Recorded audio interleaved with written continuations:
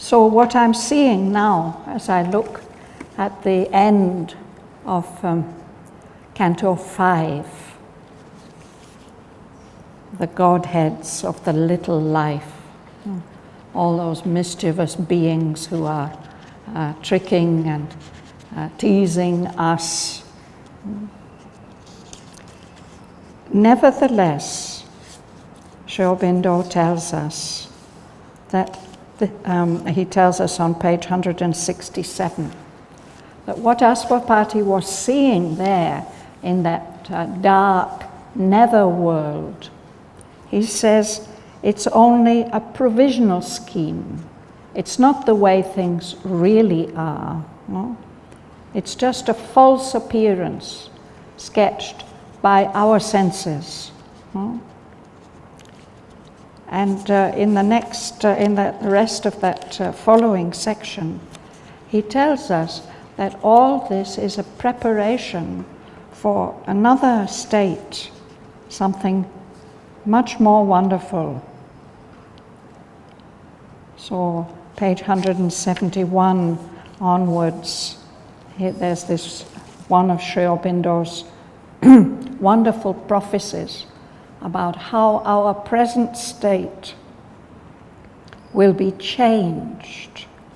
It's as if reversing a deformation spell, as if we've been under a bad spell cast by a wicked fairy, no?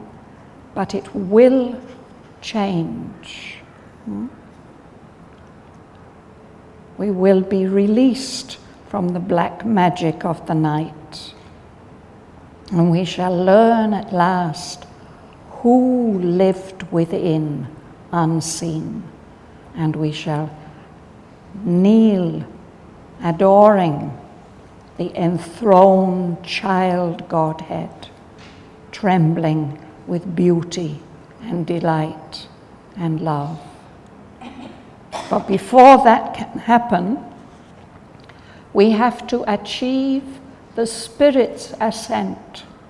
At the moment, the Spirit, as we're reading about, or Aswapati is exploring lower levels of existence. Spirit is there, but it's identified with all these lower levels. And this must change. And then we shall shed the discredit of our mortal state, this state which is subject to death and ignorance. And then with our existence, we shall be like a kind of bridge. We will make the abysm, that deep hole, a road for heaven's descent.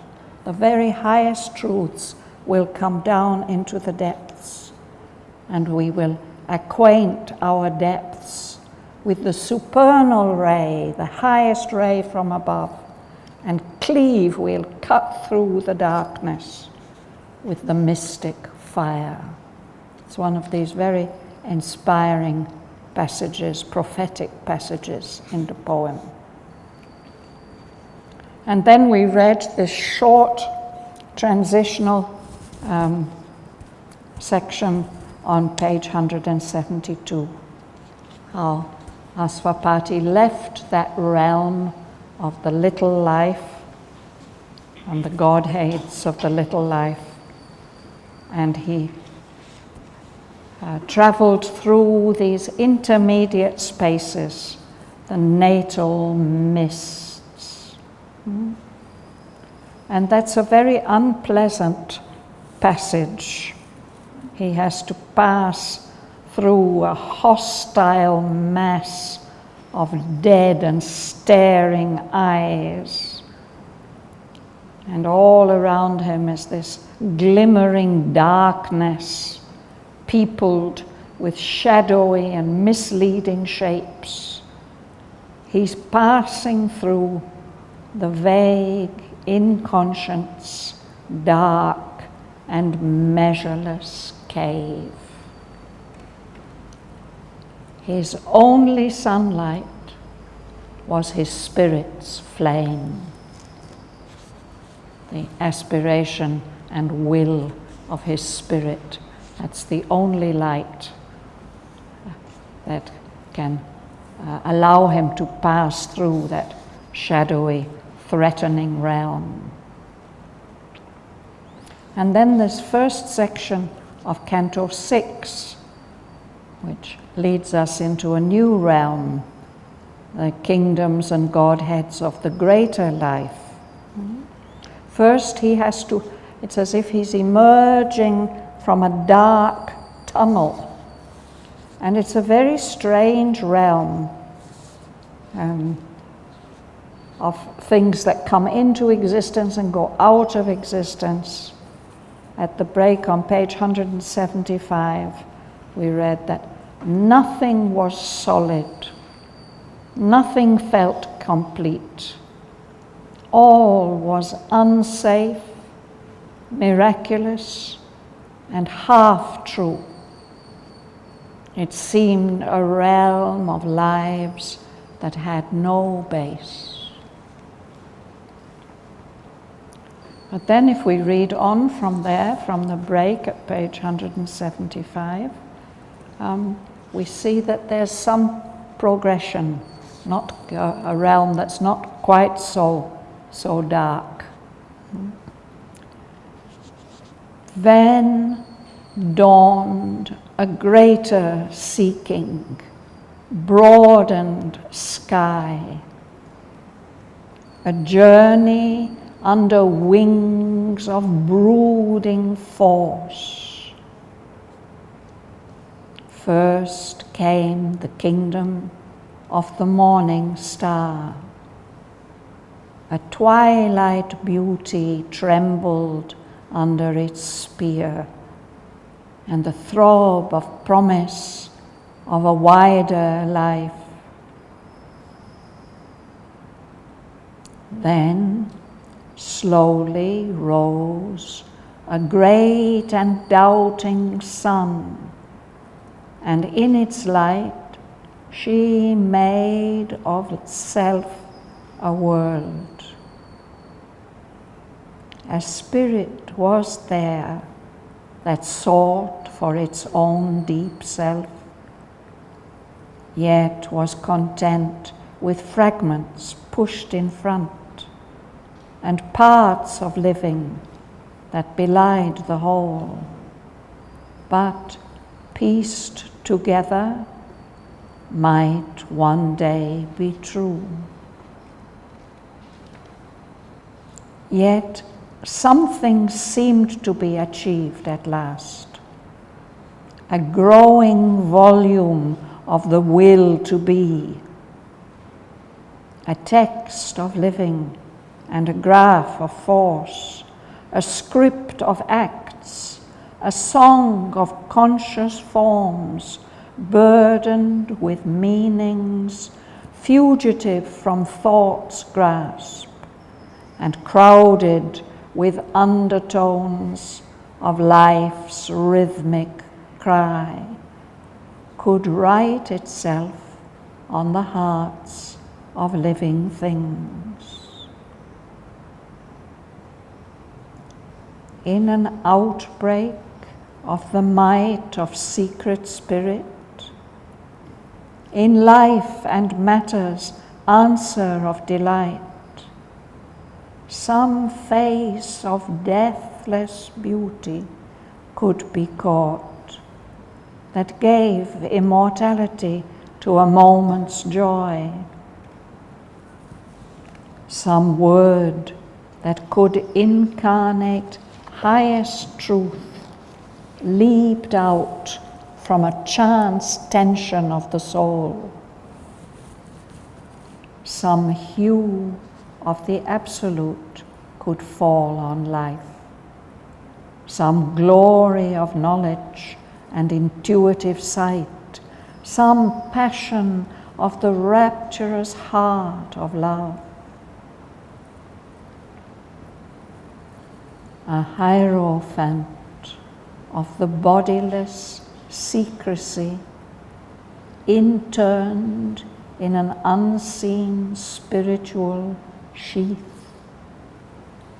The will that pushes sense beyond its scope to feel the light and joy intangible, half found its way into the ineffable's peace, half captured a sealed sweetness of desire that yearned from a bosom of mysterious bliss, half manifested, veiled reality. A soul not wrapped into its cloak of mind could glimpse the true sense of a world of forms, illumined by a vision in the thought, upbuoyed by the heart's understanding flame. It could hold in the conscious ether of the spirit the divinity of a symbol universe.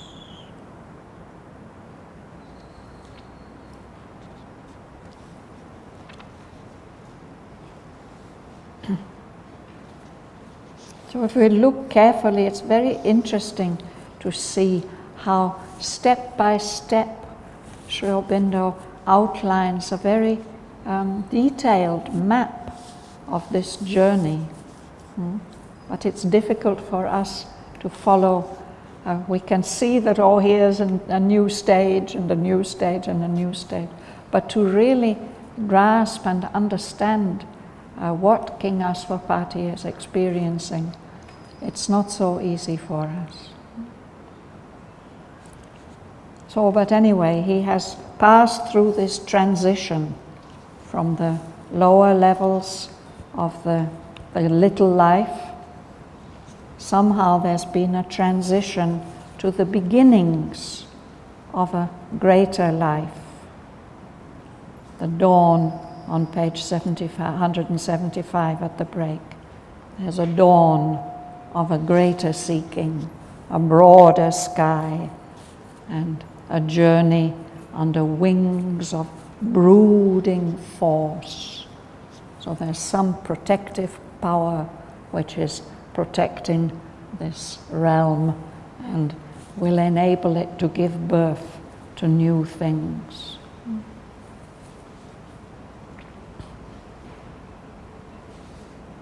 So Dana, now you can start at the break.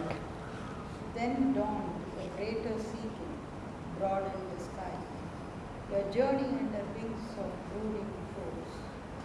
First came the kingdom of the morning star, their twilight beauty trembled under its spear, and the throb of promise of a wider light. It's just the beginning of a dawn, no? The dawn of a greater seeking than that was possible in that realm of the little life, a broader sky. And Aswapati's journey is under these wings of brooding force, creative force with a capital F. So the first stage of this new step is the kingdom of the morning star. The morning star is that star that we see just above the horizon before the dawn comes. I think it's normally the planet Mercury, but sometimes the morning star is Venus, just as Venus can be the last star in the evening sky, it can be the first star in the morning sky. And that morning star has a special significance, this promise of something new. And Sri Aurobindo uses this imagery, which we find elsewhere in English poetry, of the star, because it has these kind of sparkles, the way we see it, that it has these points. We can think of those as the star's weapons. So here he says it's a spear, The morning star has a spear. And that spear is guarding and protecting that realm of twilight beauty, which has a promise of a wider life.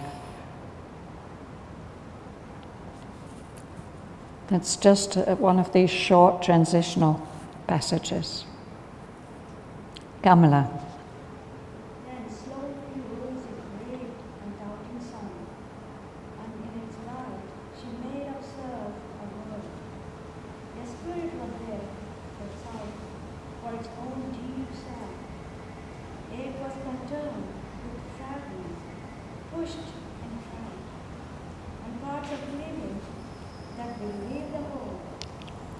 But pieced together might one day be true. Mother reads these lines. No?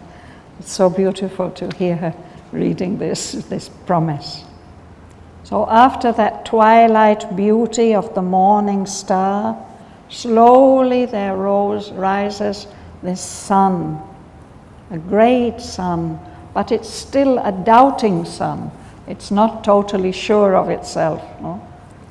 But in the light of that great and doubting sun, she, life, the life goddess, the life force, in its light, she made of self a world.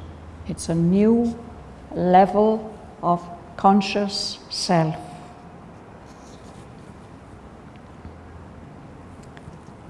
So in that world, a spirit was there that is looking for its own deep self.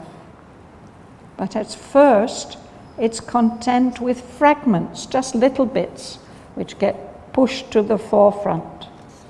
Parts of living that belied the whole, contradicted the whole.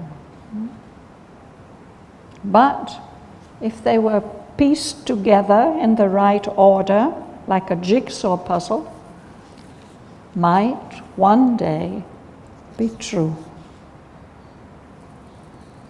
The subject is life. Here it is life, she, yes. Yeah, we are in the worlds of life at the moment. No? Since Canto 3, we've been exploring different levels of the worlds of life. And it will continue. This is Canto 6, then we've got 7, 8 and 9. 3 more cantos after this one. So that means Sri Aurobindo from Canto 3 to Canto 9, this is his description of different aspects of the life worlds.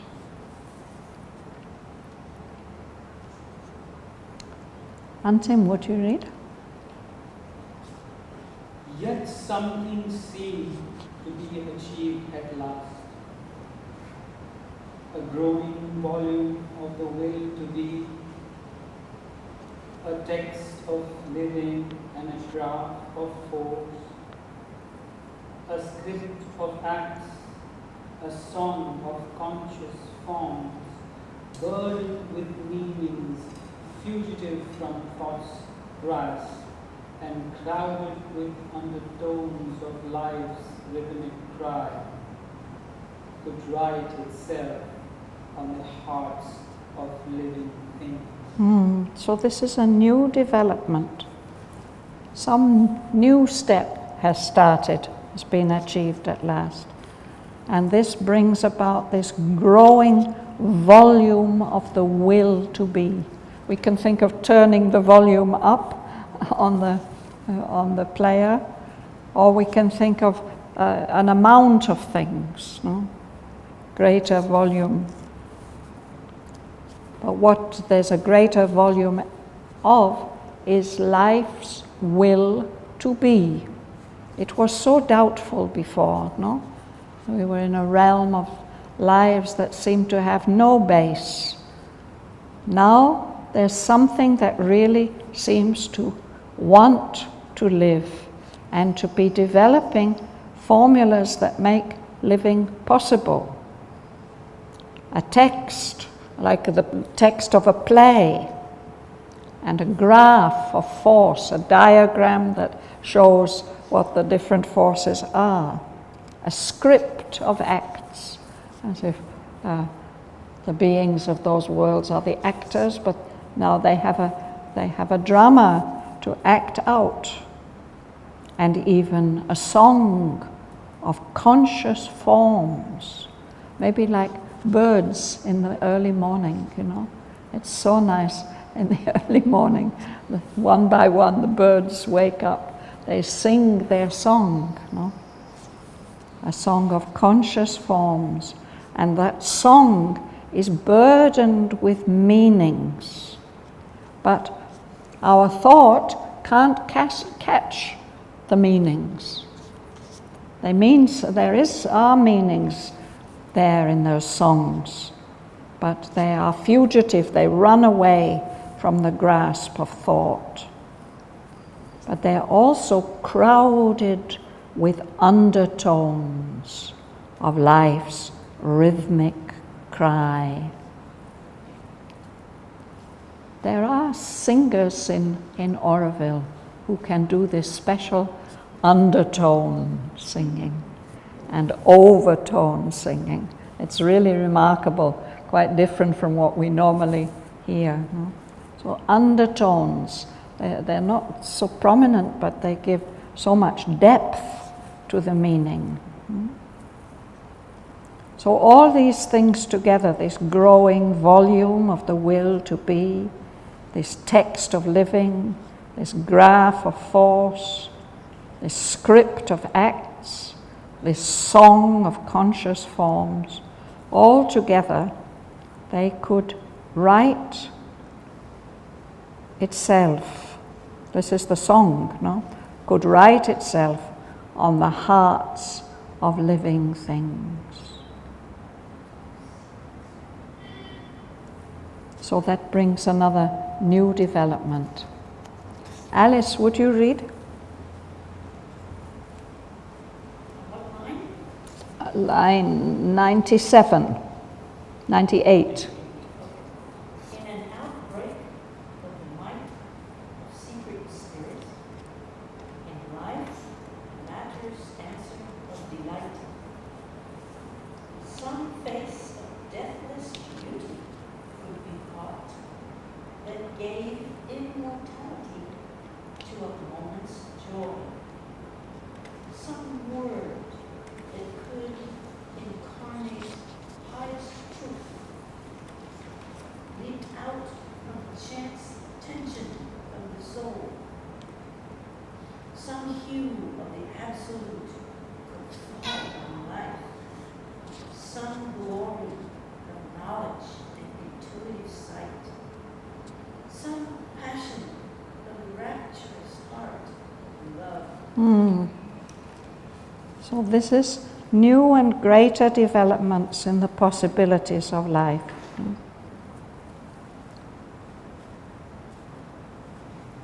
There's an outbreak of the might, the power of secret spirit. And in response to that outbreak, there's a response from life and matter. And this means that in this realm, some face of deathless beauty could be caught. Some appearance, that face of deathless beauty that gave immortality to a moment's joy. Perhaps we have some such unforgettable moments in our life, very special experiences.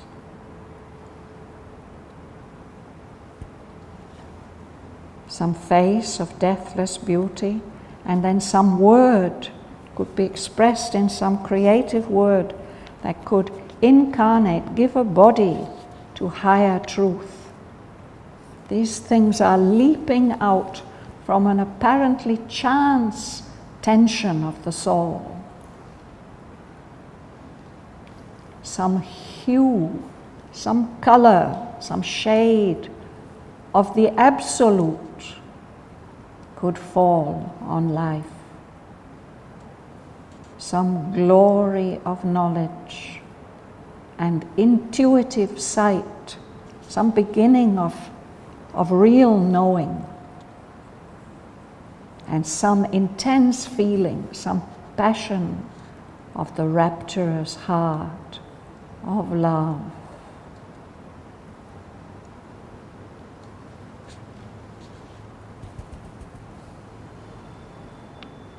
Phenomena of the bodiless secrecy, interned in an unseen spiritual state, the will that pushes sense beyond its scope, to feel the light and joy intensely, or found its way into the ineffable peace, or captured a safe sweetness of desire, that long from our bosom of mysterious bliss, of manifest veiled reality. Yes. A hierophant, it's a worshipper, a priest, but also a worshipper. So there's some being that worships the bodiless secrecy.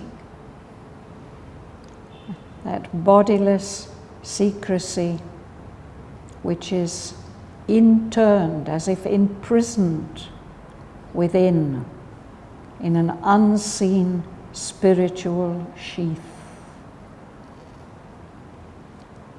Who is this priest, this worshipper? It's a will. The will that pushes sense beyond its scope to feel the light and joy intangible.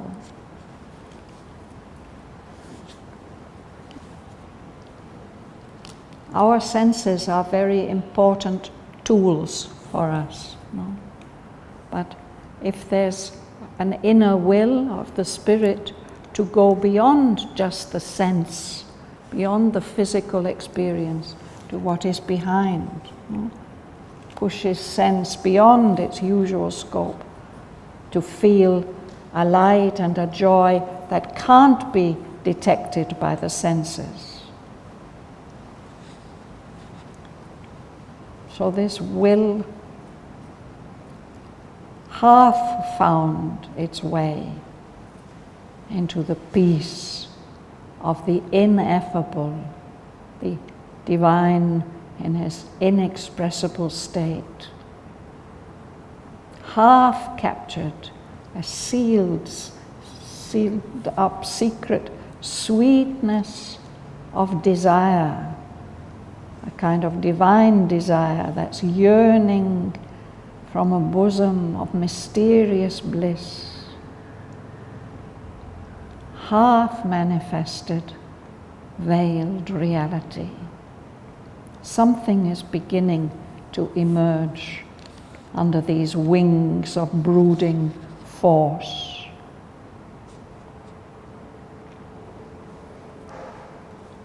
Bhuvana.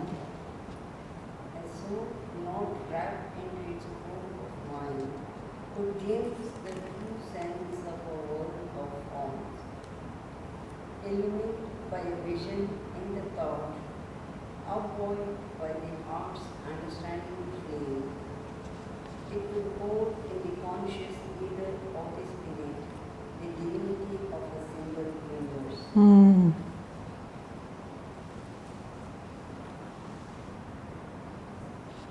So a soul that's not completely wrapped up in its cloak, its dark covering of mind, in that realm could get a glimpse of the true sense, the true meaning and significance of a world of forms. Whether of physical forms like those we see, or the subtle forms.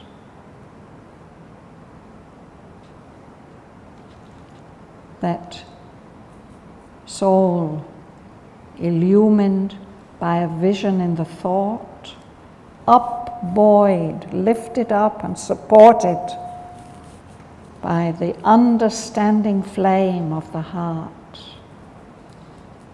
could hold in the conscious ether of the spirit the divinity of a symbol universe. I think this symbol universe must be the realm of the greater life.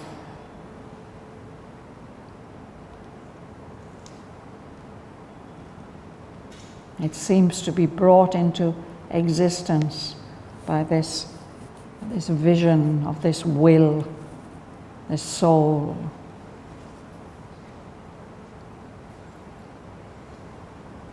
And now he's going to tell us more about this symbol universe that Asvapati has become aware of. Sudarshan. This realm inspires us with our master hooks. Its courses are made landed on our globe. Its signs portrays the pattern in our life.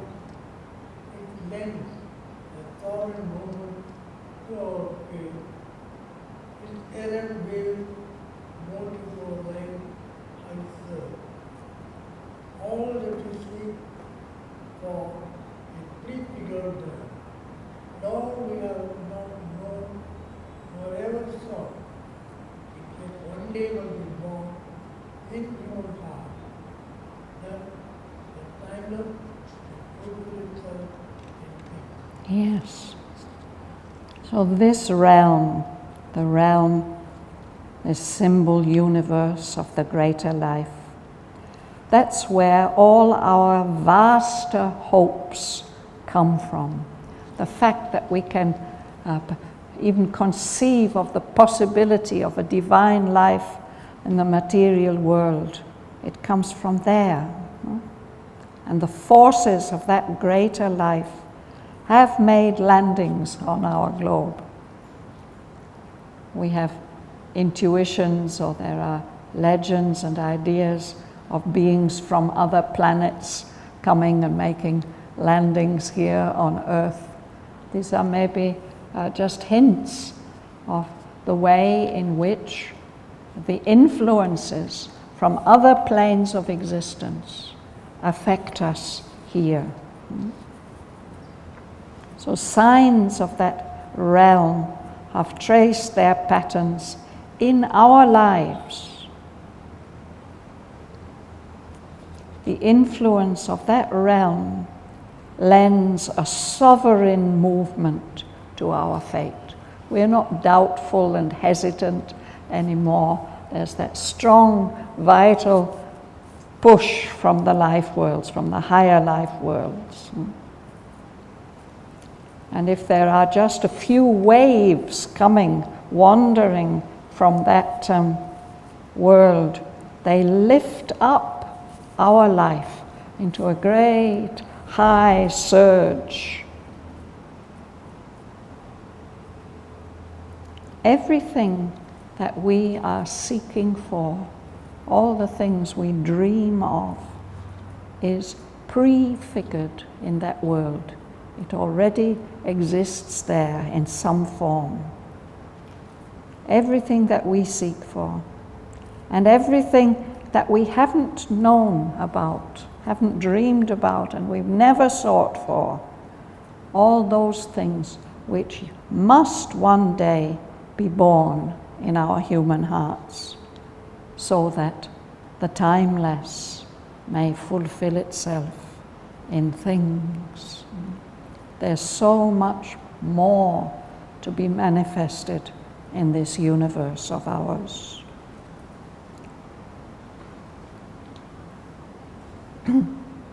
Devin. Incarnate in the mystery of the days, eternal in an unclosed infinite, a mounting endless possibility climbs high upon a topless ladder of dreams, forever in the being's conscious trance. All on that ladder mounts to an unseen end. An energy of perpetual transience makes the journey from which no return is sure, the pilgrimage of nature to the unknown. Thank you.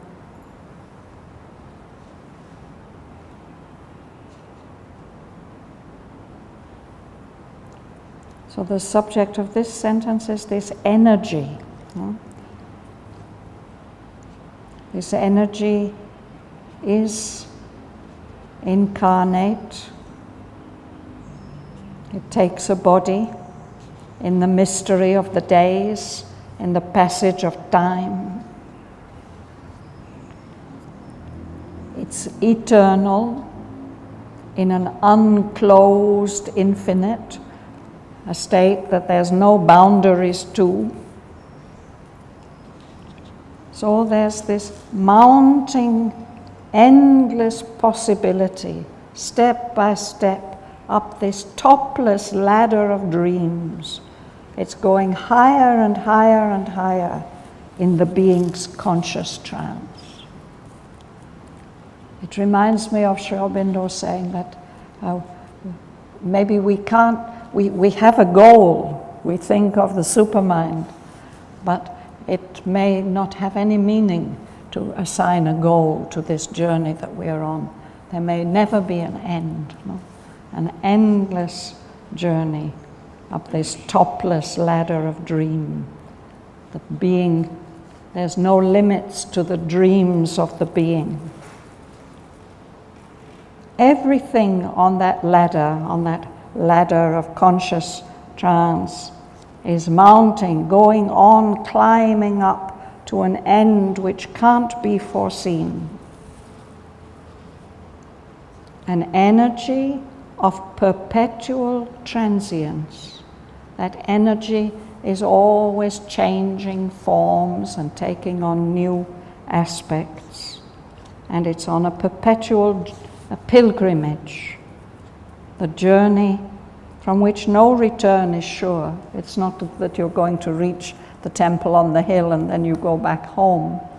And this is a journey of exploration for which no return is sure. This is the pilgrimage of nature, the great creative force of the divine conscious force. Nature to the unknown, exploring ever new possibilities.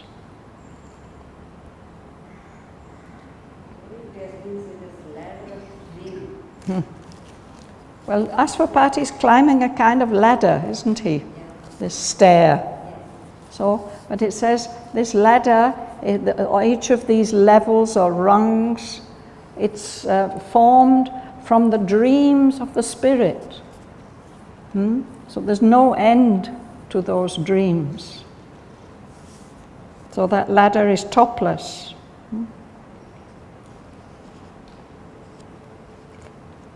Forever going higher and higher in the conscious trance of the being. Then is it not real? Then it is not a real one. The dreams of the divine, the dreams of the being, the dreams of the spirit, maybe they seem unreal to us, but they are going to give rise to realities on these various levels of existence. I think Mother wrote to Huta like that. She said, you say that Auroville is a dream, but it's a dream of the Lord, and the Lord's dreams have the habit of coming true. Something like that. It's what he's suggesting. But the first part looks like a description of the occult world. Of the? Occult worlds. This is a description of the inner worlds. Yeah. So what is happening in the inner worlds, he says, is prefiguring what will happen in the realm of time and space, no, eventually.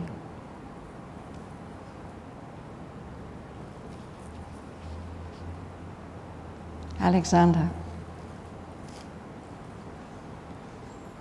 As if in her ascent to her lost source, she hoped to unroll all that could ever be.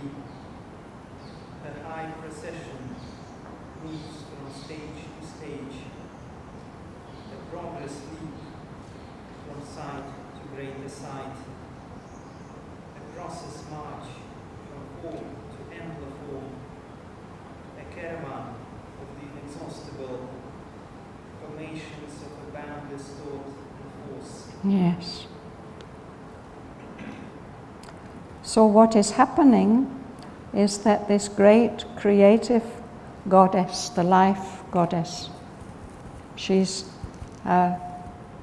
returning back to her lost source. When we launched into Canto 3 and this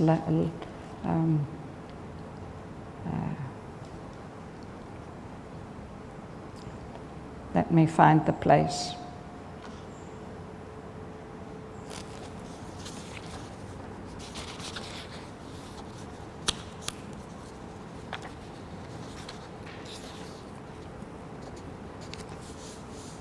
He's describing the goddess of life, no?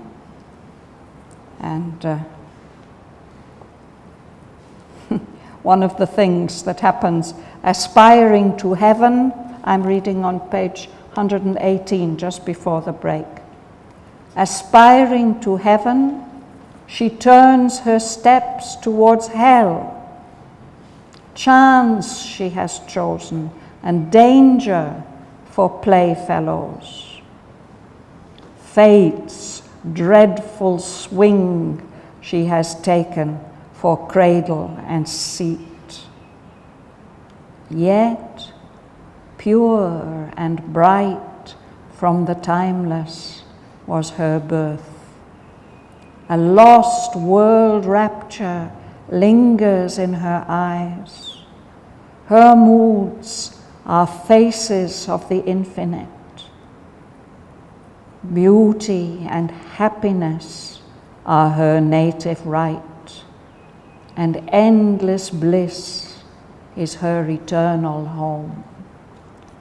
So life is always wanting to return to that. That's what he's referring to here on the top line of page 177.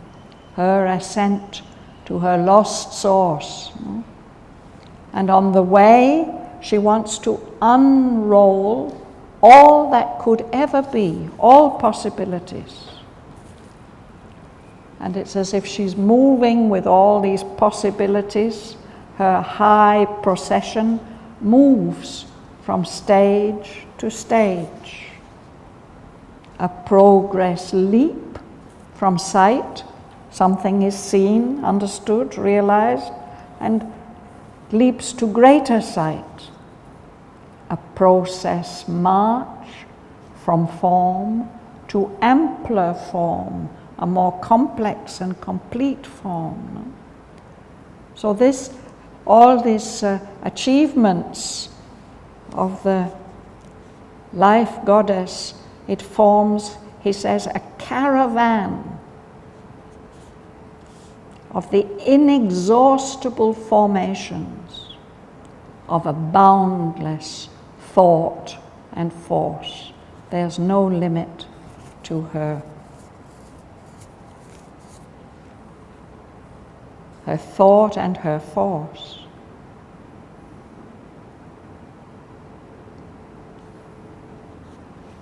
Leila. Her timeless power that lay once on the lap of the beginningless and endless calm, now severed from the spirit's immortal bliss, erects the tide of all the joys she has lost, compelling transient substance into shape, she hopes, by the creative act's release, to wall up sometimes the gulf she cannot fill, to heal a while the wound of severance, escape from the moment's prison of littleness, and meet the eternal's wide sublimities in the uncertain time-filled portion here. Yes. So this is what is driving that life force. She's a timeless power, and she used to lie in the lap of the beginningless and endless calm of the Lord. But he has woken her up. We read about that in Book 1, Canto 4. To start this work of creation. So now she's cut off from the Spirit's immortal bliss. But still, she keeps trying to copy all the different things she has lost, all the joys she has lost. Sometimes I think it's a bit like that in Oroville. People have come here from all over the world. They came chasing a dream. But in order to chase this dream, they've had to give up all kinds of things that they used to treasure and enjoy. And then they try to recreate them here.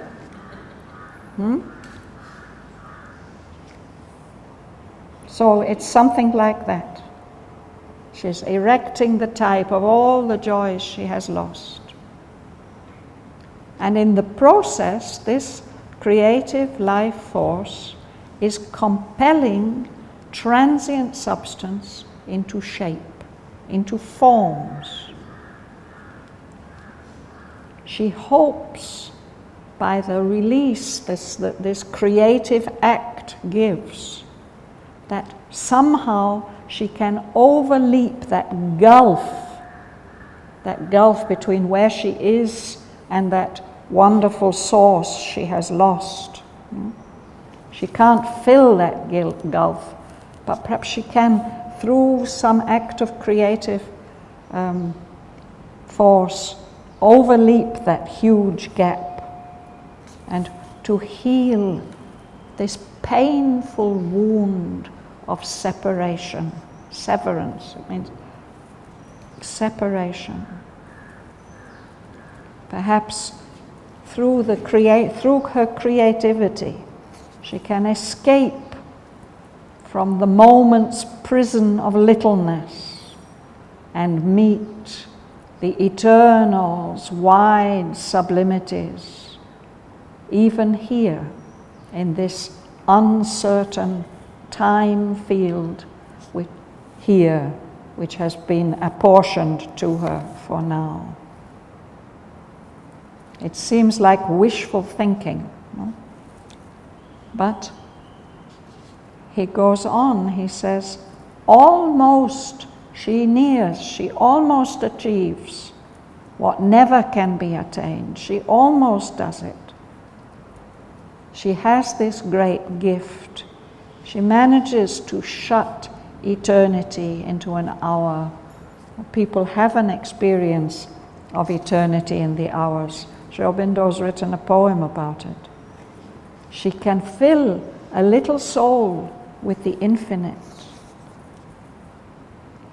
The immobile, the ever unmoving, leans down to the magic of her call, her aspiration, her plea. She stands on a shore in the illimitable, perceives the formless dweller in all forms, and feels around her infinity's embrace. I feel like reading the next lines that we'll look at next week. Her task no ending knows. She serves no aim, but labours driven by a nameless will that came from some unknowable, formless vast. This is her secret and impossible task, to catch the boundless in a net of birth, to cast the spirit into physical form, to lend speech and thought to the ineffable. She is pushed to reveal the ever unmanifest. Yet, by her skill, the impossible has been done. She follows her sublime, irrational plan, invents devices of her magic art to find new bodies for the infinite and images of the unimaginable. She has lured the eternal into the arms of time.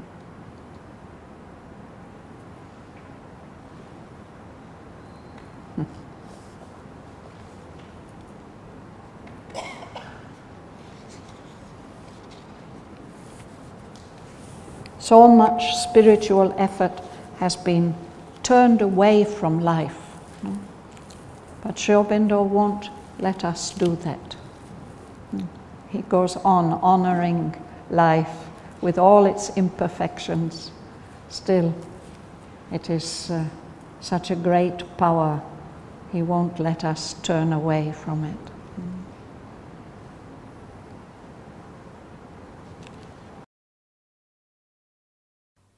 Then dawned a greater seeking, broadened sky, a journey under wings of brooding force. First came the kingdom of the morning star. A twilight beauty trembled under its spear, and the throb of promise of a wider life. Then slowly rose a great and doubting sun, and in its light she made of self a world. A spirit was there that sought for its own deep self, yet was content with fragments pushed in front, and parts of living that belied the whole, but, pieced together, might one day be true. Yet something seemed to be achieved at last. A growing volume of the will to be, a text of living and a graph of force, a script of acts, a song of conscious forms, burdened with meanings, fugitive from thought's grasp, and crowded with undertones of life's rhythmic cry, could write itself on the hearts of living things. In an outbreak of the might of secret spirit, in life and matter's answer of delight, some face of deathless beauty could be caught that gave immortality to a moment's joy. Some word that could incarnate highest truth leaped out from a chance tension of the soul. Some hue of the Absolute could fall on life, some glory of knowledge and intuitive sight, some passion of the rapturous heart of love.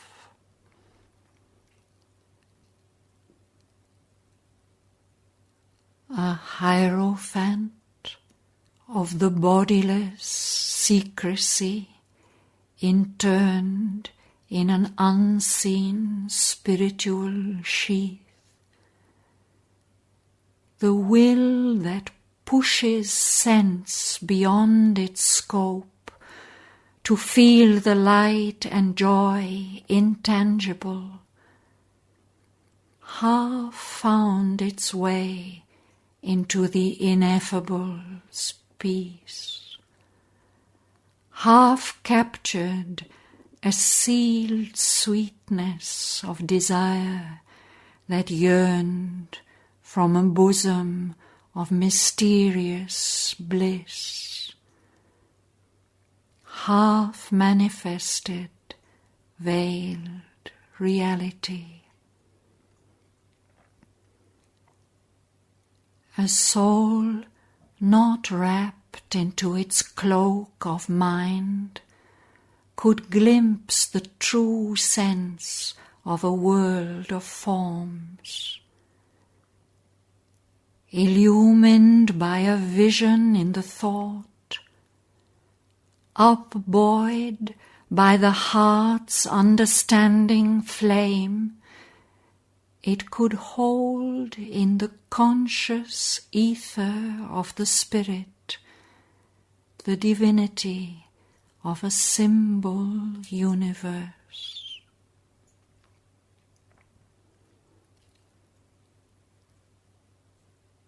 This realm inspires us with our vaster hopes. Its forces have made landings on our globe. Its signs have traced their pattern in our lives. It lends a sovereign movement to our fate. Its errant waves motive our life's high surge. All that we seek for is prefigured there, and all we have not known nor ever sought, which yet one day must be born in human hearts, that the timeless may fulfill itself in things.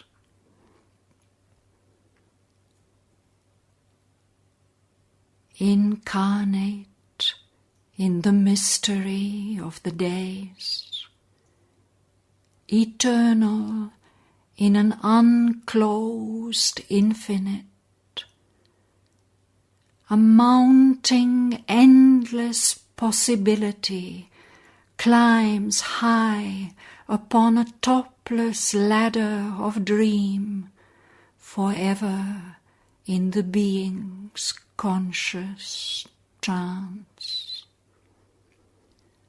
All on that ladder mounts to an unseen end. An energy of perpetual transience makes the journey from which no return is sure, the pilgrimage of nature to the unknown. As if in her ascent to her lost source she hoped to unroll all that could ever be, her high procession moves from stage to stage, a progress leap from sight to greater sight, a process march from form to ampler form, a caravan of the inexhaustible formations of a boundless thought and force. Her timeless power that lay once on the lap of a beginningless and endless calm, now severed from the spirit's immortal bliss, erects the type of all the joys she has lost. Compelling transient substance into shape, she hopes by the creative act's release to o'erleap sometimes the gulf she cannot fill, to heal a while the wound of severance, escape from the moment's prison of littleness, and meet the eternal's wide sublimities in the uncertain time field portioned here. Almost she nears what never can be attained. She shuts eternity into an hour and fills a little soul with the infinite. The immobile leans to the magic of her call. She stands on a shore in the illimitable, perceives the formless dweller in all forms, and feels around her infinity's embrace. Her task no ending knows. She serves no aim, but labors driven by a nameless will that came from some unknowable, formless vast. This is her secret and impossible task, to catch the boundless in a net of birth, to cast the spirit into physical form, to lend speech and thought to the ineffable. She is pushed to reveal the ever unmanifest. Yet by her skill the impossible has been done. She follows her sublime, irrational plan, invents devices of her magic art, to find new bodies for the infinite and images of the unimaginable. She has lured the eternal into the arms of time.